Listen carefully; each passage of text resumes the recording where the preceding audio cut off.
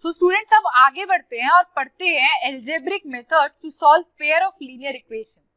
हमारे पास स्टूडेंट्स कुछ एल्जेब्रिक मेथड्स है जिनके थ्रू हम लीनियर इक्वेशन के पेयर को कैलकुलेट कर सकते हैं।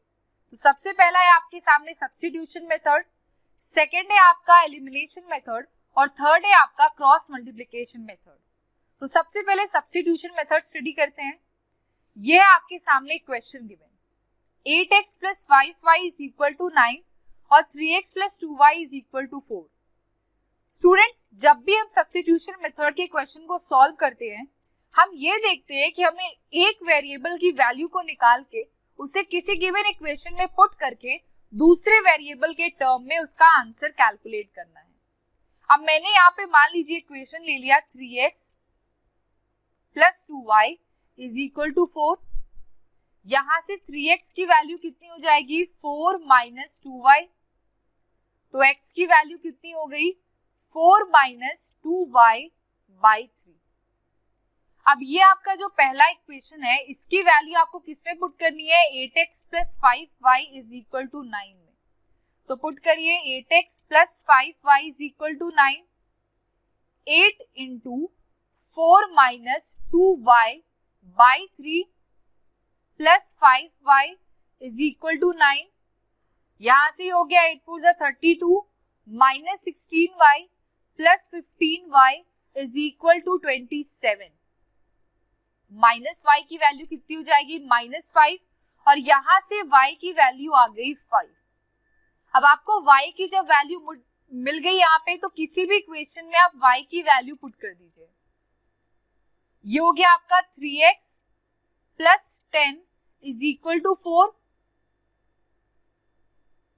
y की वैल्यू आपने 5 पुट की तो यहां से 3x की वैल्यू कितनी होगी 4 माइनस 10, तो 3x की वैल्यू हो गई आपकी -6 और x की वैल्यू हो गई आपकी -2। तो यहां से आपको x और y की वैल्यू क्या मिल गई, x मिल गया आपको -2 और y मिल गया स्टूडेंट्स आपको 5।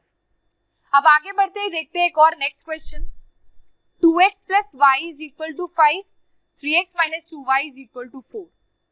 इसमें भी हम क्या करते हैं 2x plus y is equal to 5 वाली इक्वेशन लेते हैं। यहां से 2x की वैल्यू कितनी हो जाएगी 5 माइनस y और x की वैल्यू यहां से हो गई 5 माइनस y बाय 2। अब ये आपको किसमें पुट करना है, आपको पुट करना है 3x minus 2y is equal to 4 में। x की वैल्यू क्या है 3 into 5 minus y by 2 minus 2y is equal to 4। तो ये हो गया आपका 15 minus 3y minus 4y is equal to 8। अब ये हो गया आपका minus 7y is equal to -7, तो y की वैल्यू यहां से आ गई स्टूडेंट्स 1। अब ये जो आपको y की वैल्यू मिली है 1, इसको आप किसी भी इक्वेशन में पुट करके x की वैल्यू कैलकुलेट कर लीजिए।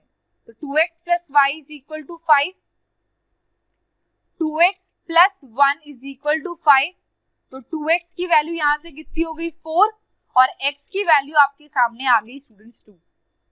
तो x और y की आपको वैल्यू मिल गई। स्टूडेंट्स एक चीज आप नोट करिएगा कि चाहे आप किसी भी एल्जेब्रिक मेथड से लीनियर इक्वेशन को सॉल्व करते हो, हर केस में x और y की वैल्यू सेम आएगी। डिफरेंट क्या होगा, बस मेथड आपका रिड्यूस होता चला जाएगा। अब सब्स्टिट्यूशन के बाद आगे बढ़ते और एलिमिनेशन मेथड देखते हैं। एलिमिनेशन में स्टूडेंट्स हम किसी भी एक वेरिएबल को एलिमिनेट करके दूसरे वेरिएबल की वैल्यू निकालते हैं। तो यहाँ पे इसको देखते हैं 8x plus 5y is equal to 9, 3x plus 2y is equal to 4। यहाँ पे हमें किसी एक वेरिएबल को सेम करना होगा, तो मैं आपका y को सेम कर रही, पहली वाले इक्वेशन में 2 से मल्टीप्लाई कर दिया और दूसरे वाले में 5 से। ये हो गया आपका 16x plus 10y is equal to 18 और दूसरा हो गया आपका 15x plus 10y is equal to 20। Sign आपने चेंज किया, ये कैंसिल आउट हो गया और यहां बच गया x इज इक्वल टू -2। जब x की वैल्यू आपको -2 मिल गई, आप किसी भी इक्वेशन में पुट करके y की वैल्यू निकाल लीजिए। तो हम इसमें रखते हैं 8 into -2 plus 5y is equal to 9, minus 16 plus 5y is equal to 9। तो यहां से 5y की वैल्यू हो गई 25 और y की वैल्यू आ गई आपकी 5। सेम अगर इस क्वेश्चन को हम सॉल्व करें तो 2x plus y is equal to 5, 3x minus 2y is equal to 4। पहली वाले इक्वेशन में आप 2 का मल्टीप्लाई करिए और नीचे वाली इक्वेशन में 1 का, तो ये क्या बन जाएगा 4x plus 2y is equal to 10, 3x minus 2y is equal to 4। ये आपका कैंसिल आउट हो गया, 7x की वैल्यू हो गई 14 और x की वैल्यू आपकी आ गई 2। अब ये x की वैल्यू आप किसी भी इक्वेशन में पुट कर दीजिए, तो 4 into 2 plus 2y is equal to 10, 2y is equal to 2 और y की वैल्यू आपकी आ गई 1। अब स्टूडेंट्स आप गौर करिएगा कि x और y की वैल्यू हर एक इक्वेशन में आपकी सेम आई, चाहे आपने सब्स्टिट्यूशन से किया चाहे आपने एलिमिनेशन से किया। आगे बढ़ते हुए देखते हैं cross multiplication method. Cross multiplication method के ये 2 क्वेश्चन है, सेम वही क्वेश्चन है, इसको कैसे सॉल्व करेंगे सबसे पहले ये देखते हैं। तो स्टेप 1 आपका क्रॉस मल्टीप्लिकेशन मेथड में ये होता है। सो स्टेप 1 क्या होता है स्टूडेंट्स कि पहले आप इसको ax plus by plus c के फॉर्म में इसको लिखिए, तो 8x plus 5y minus 9 is equal to 0 और 3x plus 2y minus 4 is equal to 0। अब स्टेप 2 क्या है स्टूडेंट्स? स्टेप 2 है आपका कि x, y और कांस्टेंट लीजिए और x को छोड़ के जितने भी टर्म्स के न्यूमेरिक कोफिशिएंट है उनको लिख दीजिए। अगर x का छोड़ दे तो y का न्यूमेरिक कोफिशिएंट हो गया -5 और 2 और -9 और -4। यहाँ पे ये x को छोड़ दीजिए 8 और 3, -9 और -4 और यहाँ पे क्या आ जाएगा 8 और 3, 5 और 2। अब स्टेप 3 है स्टूडेंट्स आपका कि आपको करना है cross multiply. 5 into -4 minus of 2 into -9 is equal to y -9 into 3 -8 into -4 और कांस्टेंट हो गया 1, कांस्टेंट आपका हो गया 8 2 16 -15।